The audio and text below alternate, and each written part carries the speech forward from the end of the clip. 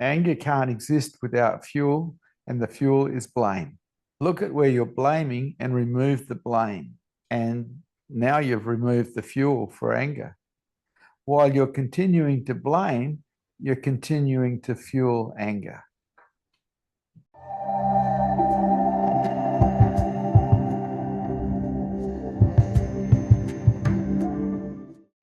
My question is about the use of catharsis, like Osho would use in dynamic meditation, and if Yeah.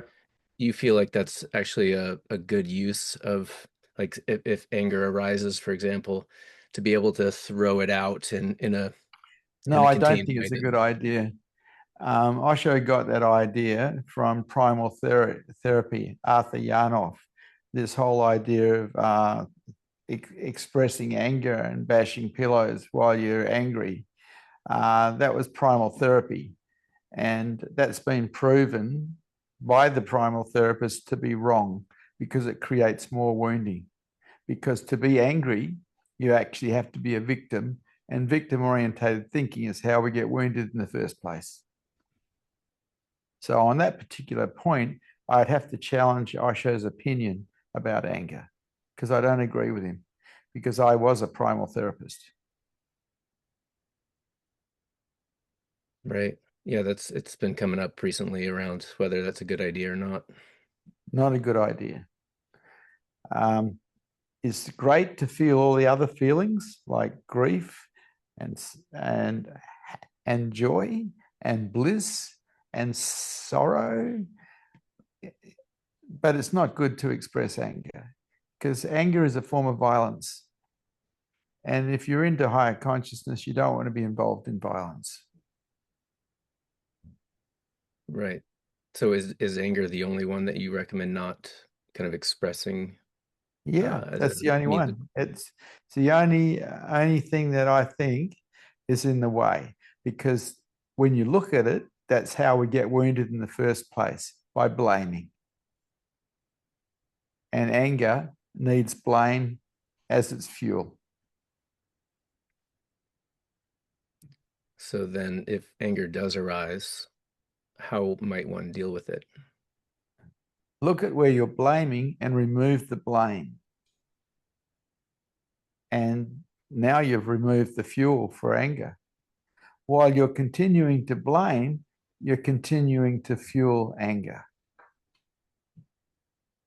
Anger can't exist without fuel, and the fuel is blame.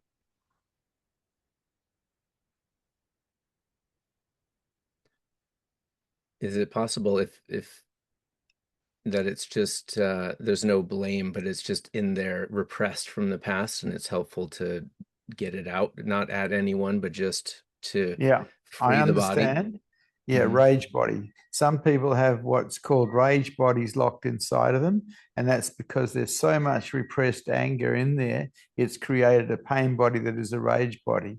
And when I found that inside of me, I'd been doing a lot of float tanking.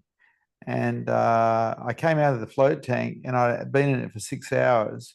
And when I came out, there was this enormous darkness that was rageful. And so I took it for a walk along the river's edge without saying hello to anyone for an hour or two, and it dissipated. Because the last thing you want to do when you've got a rage body happening is talk to other humans. Yeah. So I did have it and I did deal with it, but I didn't express it by bashing pillows. I expressed it by just allowing it to be there and walking it.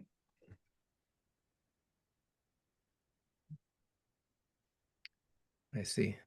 Mm. Yeah. Um, well, I was trained at Osho's ashram in Pune to be a um, dynamic meditation, active meditation teacher. So was And I. yeah, awesome. Um, I believe Osho said that to keep all of his practices the same, until, or if one day it no longer serves. And Yeah. so I'm starting to have some questions about part of the practice is if they can be evolved for the modern person, because it's been 40 years or so. And Kundalini's still pretty good. yeah, I would say the music could be updated for sure.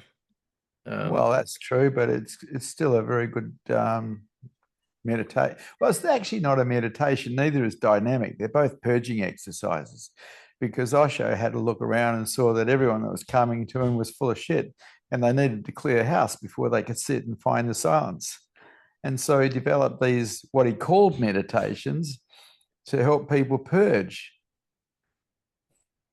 Right, it's more like a pre-meditation, so you can actually sit down and calmly. Agreed. Agreed. But do you think the people these days have 60 minutes to even go through this, or can it be pared down to 45 or even? Yeah, I really don't care. If Yeah. people don't want to put in the time, they can bugger off. Like if you're full of pain body, you've got to clear it. That's Mhm. that. That's that. And if you think there's something more important than doing that, well, you're deluded. Because while you're carrying pain body, you're likely to bite people. I'm just You wondering know, how we can make it more accessible, because the people these days you have even less time and attention span, because our modern minds keep going faster and faster and faster. oh, And just hang out with people you don't like. That'll get you going through it. People tend to avoid people they don't like. My practice was to actually be attracted to them so I could get and see all my stuff. Because anytime someone pissed me off, there was a belief system involved that was in the way. And I needed to undo that belief system, which I undid through putting doubt into it. it sounds like a very difficult path. No, no, no. It's fun. I enjoyed myself. Yeah. The whole spiritual growth thing, the whole personal growth thing was fun for me. It was an adventure, an inward adventure. Including hanging out with people you couldn't stand. Yeah, yeah. I used to usually find them in encounter groups. You do an encounter group because I got into encounter groups when I was 19, and you meet all these people that you really don't like, and they start telling you about yourself. It's perfect. That does explain the bumper sticker, the saying, judging people doesn't, it's not about them, it's showing you who you are. It's with the Exactly, judgment. Yeah. exactly, exactly, exactly. Because there, but for the grace of God goes I, because if I was programmed like them, I'd be exactly like them. Because everyone Also, runs true to their programming, their patterning.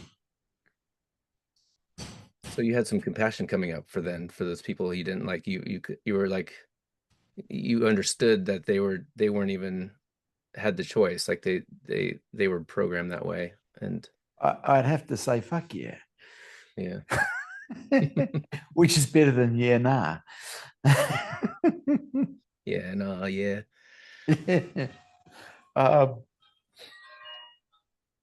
the whole psychotherapy thing of encounter groups to me was a fascinating adventure in discovering what I was like.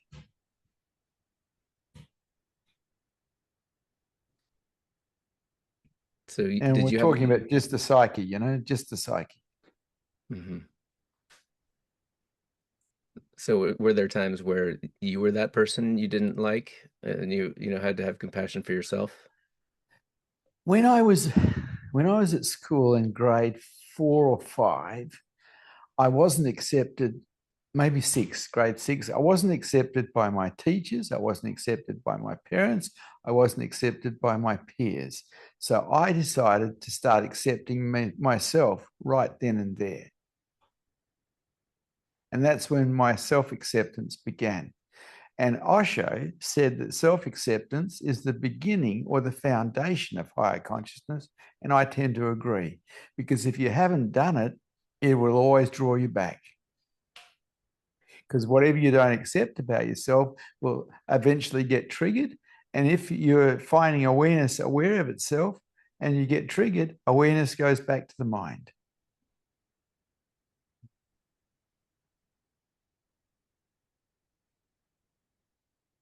How you feeling? Open. Yeah, open's good. I appreciate you talking with me. Avani, I love talking to you. Thank you. Thank you.